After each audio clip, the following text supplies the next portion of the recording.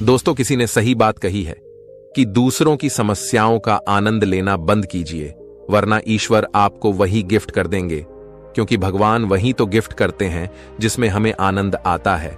आदतों को लेकर के आपने बहुत सारी कहानी सुनी होंगी, जैसे आदत से मजबूर होना पुरानी आदत है, जाते आते जाएगी।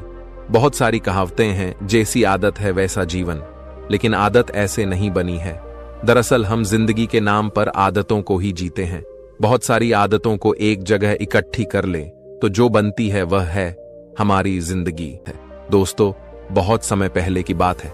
एक राजा था जो अपनी प्रजा और अपने परिवार का खूब ख्याल रखता था, लेकिन राजा को अपने आदमियों पर कुछ दिनों से संदेह था और उस राजा के 3 बहुत ही खास मंत्री भी थे जो उसका काम संभालते थे। लेकिन कुछ दिनों से राजा के उन 3 मंत्रियों में से कोई एक मंत्री ऐसा मंत्री था जो राजा के पैसों में गड़बड़ी कर रहा था, और वह मंत्री अपने काम को भी ठीक से नहीं कर रहा था। अब राजा काफी दुविधा में था। राजा को यह समझ नहीं आ रहा था कि उन तीनों मंत्रियों में से कौन सा मंत्री बेईमान है और कौन सा मंत्री ईमानदार है। यह पता लगाने के लिए एक दिन राजा ने उन तीनों मंत्रियों को अपने पास बुलाया और कहा, देखो मंत्री जी, हमारा जन्मदिन आ रहा है, इसलिए आप तीनों को एक घने जंगल में जाना होगा और आप तीनों को एक एक बैग दे दिया जाएगा।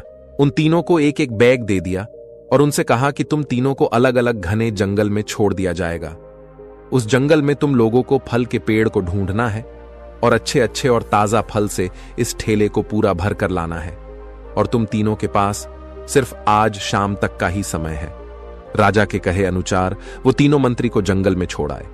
उसके बाद वो तीनों मंत्री जंगल में आ गए। उसके बाद पहला मंत्री बहुत ईमानदार और मेहनती था, तो उसने राजा के लिए बहुत सारे अलग अलग और अच्छे और ताजा फल से अपने ठेले को पूरा भर लिया। लेकिन उसे यह सब करने के लिए बहुत मेहनत करनी पड़ी। उसने अपना काम पूरा कर लिया था, वह बहुत थक चुका था और उसने अपना काम ईमानदारी से भी किया था। अब दूसरा मंत्री जो था वह बहुत ही चालाक था। उसने सोचा, राजा के पास इतना समय थोड़ी है कि वह यह सब जांच करे कि मैंने अच्छे फल लाए हैं या खराब, तो बिना ज्यादा मेहनत किए उसे जैसे ही फल जमीन पर पड़े मिले, उसने वह अपने ठेले में रख लिया, बिना यह सोचे कि वह अच्छे हैं या खराब जो उसे जमीन पर पड़े। फल मिले थे वह बहुत ज्यादा खराब थे और वह आराम से पेड़ के नीचे बैठ गया। अब तीसरा मंत्री जो था वह बहुत ही ज्यादा बेईमान और आलसी था। उसने सोचा कि राजा सिर्फ ठेले की लंबाई और वजन ही देखेगा, यह नहीं देखेगा कि उस ढेले के अंदर क्या है और कितनी अच्छी और खराब चीजें हैं। तो उस तीसरे मंत्री ने बिना कुछ सोचे समझे अपने ठेले को सूखे पत्तों और कुछ छोटे छोटे पत्थरों से अपने ठेले को भर लिया और वह भी पेड़ के नीचे बैठ गया और शाम होने का इंतजार करने लगा। राजा के कहे मुताबिक समय समाप्त हो चुका था, शाम भी हो चुकी थी। अब वह तीनों मंत्री भी एक साथ अपने अपने ठेले के साथ राजा के महल में वापस आ गए। राजा ने देखा कि वह तीनों मंत्री जंगल से वापस आ गए हैं, तो राजा ने उन तीनों मंत्रियों के ठेले को खोलकर देखा नहीं कि उसके अंदर क्या क्या है, और उसने उन तीनों मंत्रियों को अलग अलग जेल में 1 महीने के लिए जेल में कैद कर दिया। राजा ने सिपाहियों को यह आदेश दिया कि इन तीनों को 1 महीने तक खाना नहीं दिया जाएगा और यह तीनों भी 1 महीने तक वही फल खाएंगे जो इन तीनों ने जंगल से अपने ठेले में भरकर लाए हैं। और उन तीनों मंत्री को राजा ने जेल में कैद कर दिया। तो जो पहला मंत्री था जिसने अपने ठेले में अच्छे और ताजा अलग अलग फल अपने ठेले में जमा किए थे, उसने जेल में 1 महीना आराम से गुजार लिए, अच्छे फल खाते हुए जो उसने खुद जमा किया था। उसके बाद जो दूसरा मंत्री था जिसने बेकार और खराब फल अपने ठेले में रखे थे, उसे वही बेकार और खराब फल 1 महीने तक खाने पड़े और वह उस जेल में ज्यादा दिनों तक टिक नहीं पाया और बाद में वह खराब फल खाने की वजह से बीमार पड़ गया और उसकी तबीयत खराब हो गई। अब जो तीसरा मंत्री था जो बहुत ही बेईमान और आलसी था, जिसने अपने ठेले में सिर्फ सूखे पत्ते और कुछ छोटे छोटे पत्थर भरे थे, क्योंकि उसके ठेले में खाने के लिए कुछ सूखे पत्ते और कुछ छोटे छोटे पत्थर ही थे, तो वह 1 महीने के लिए क्या खाता। और तभी उसे अपने बेईमानी और आलस्य पर पछतावा होने लगा कि शायद मैंने उस दिन थोड़ी मेहनत करके इस ठेले में फल रख दिए होते तो आज मेरा ये हाल नहीं होता।